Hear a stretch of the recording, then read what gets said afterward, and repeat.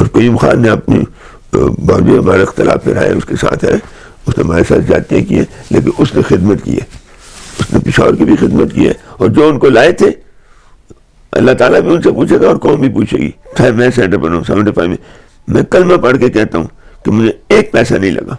Boycott गलत किया था, हमने ठीक नहीं किया था वक्त के साथ। और मुझे उससे बेनज़ीर ने मुझे कहा था बाद में 88 में, कहा जी साहब आपने लोगों ने बाइकाट करके मुझसे पंजाब में हमारी पार्टी ख़त्म करा दी। तो मैं तो भुट्टो साहब को शुक्रिया अदा करता हूँ कि उन्होंने मुझे एक ऐसी यूनिवर्सिटी में भेजा था जो हमारी इस्टेब्लिशमेंट है वो नहीं चाहती थी कि हम आगे आए। इस्टेब्लिशमेंट ने फैसला कर लिया था कि पुख्तून असेंबली में नहीं जाएंगे, लीडरशिप किसी से कम मुसलमान नहीं थे सारे, बल्कि मैं कहता हूँ हम पीछे गए हैं। बहुत सी सीटें हैं लेकिन हमारे पास कैंडिडेट भी नहीं है पूरे। हमारी ये बदकिस्मती रही कि हमने वैसा काम नहीं कर सके कि जो हम अपनी पार्टी को उजागर कर सके। जो बात हमने 60 साल पहले की थी, 50-60 साल, वो पत्थर पर लकीर थी।